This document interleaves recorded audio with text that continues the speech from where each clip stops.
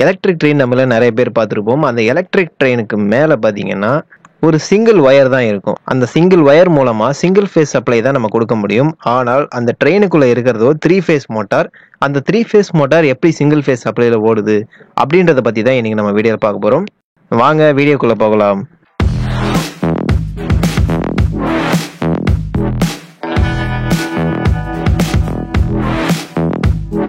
முதல்ல இந்த ட்ரெயினுக்கு சிங்கிள் ஃபேஸ் சப்ளை கொடுக்கறதுக்கான காரணம் என்ன அப்படின்றத நம்ம தெரிஞ்சுக்கணும்.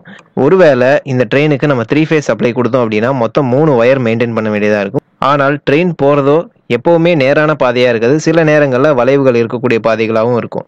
அந்த டயத்துல 3 ஒயர் நம்ம மெயின்டைன் பண்ணோம் அப்படின்னா அந்த 3 ஒயருமே இன்சுலேட் பண்ணப்படாத ஒயர்ஸ். ஸோ ஒன்று மேலே ஒன்று டச் ஆகிறதுக்கோ இல்லை ஏதாவது ஒரு ஃபால்ட் ஏற்படுறதுக்கோ நிறைய வாய்ப்புகள் இருக்கு.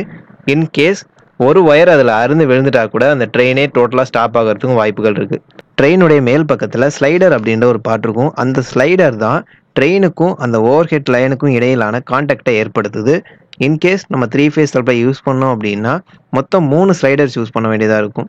ஒரு ஸ்லைடர்னுடைய அகலமே ரொம்ப அதிகமாக இருக்கும். ஒருவேளை நீங்கள் 3 ஸ்லைடர் யூஸ் பண்ணீங்க அப்படின்னா அதுவே ரயில் போகிறதுக்கான முக்காவாசி பாதையை அடைச்ச மாதிரி இருக்கும்.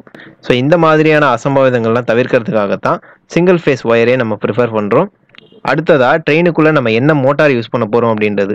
ட்ரெயினுக்குள்ளார இண்டக்ஷன் மோட்டார்ஸ் தான் நம்ம யூஸ் பண்ணுறோம். ஏன்னா இண்டக்ஷன் மோட்டார்ஸ் தான் ஹை ஸ்டார்டிங் டார்க் வந்து இருக்குது. ஸோ அதனால தான் இண்டக்ஷன் மோட்டார்ஸ் நம்ம ப்ரிஃபர் பண்ணுறோம். அதுலேயும் குறிப்பாக 3 ஃபேஸ் இண்டக்ஷன் மோட்டார் தான் நம்ம யூஸ் பண்ணுறோம். எதனால 3 ஃபேஸ் இண்டக்ஷன் மோட்டார் நம்ம யூஸ் பண்ணுறோம் அப்படின்னா ஒரு ட்ரெயின் வந்துட்டு நிறைய பேசஞ்சர்ஸு நிறைய லோடை வந்து தாங்கணும், நிறைய லோடை இழுக்கணும் அப்படின்றதுக்காக தான் இந்த 3 ஃபேஸ் இண்டக்ஷன் மோட்டார் நம்ம யூஸ் பண்ணுறோம். அடுத்ததாக ஒரு ட்ரெயினுடைய சர்க்கியூட்டை நம்ம பார்த்துருவோம். நம்ம ட்ரெயினுக்கு ஆல்டர்னேட்டிங் கரண்ட்டை தான் சப்ளையாக கொடுக்குறோம். ஆல்டர்னேட்டிங் கரண்ட்டில் லைன், நியூட்ரல் அப்படின்ற 2 எலமெண்ட் இருக்கும். அதில் லைன் வந்து பார்த்தீங்கன்னா நம்ம மேலே இருக்கக்கூடிய ஓவர் ஹெட் லைன் மூலமாக ட்ரெயினுக்கு சப்ளை பண்ணி கொடுக்குறோம். இதுவே நியூட்ரல் வந்துட்டு அந்த ட்ரெயினுடைய ட்ராக்ல கனெக்ட் பண்ணியிருக்கிறோம். அந்த ட்ரெயின் அப்படின்றது மெட்டல் பாடி அப்படின்றதுனால அந்த சர்க்கியூட் வந்துட்டு நமக்கு ஈஸியாக க்ளோஸ் ஆயிரும்.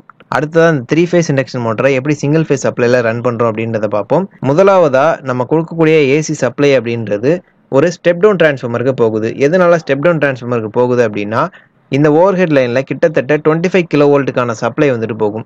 அவ்வளோ சப்ளையுமே இந்த 3 ஃபேஸ் மோட்டருக்கு நம்ம கொடுக்க முடியாது. ஸோ அதனால தான் ஒரு ஸ்டெப் டவுன் டிரான்ஸ்ஃபார்மர் வந்து யூஸ் பண்ணுறோம்.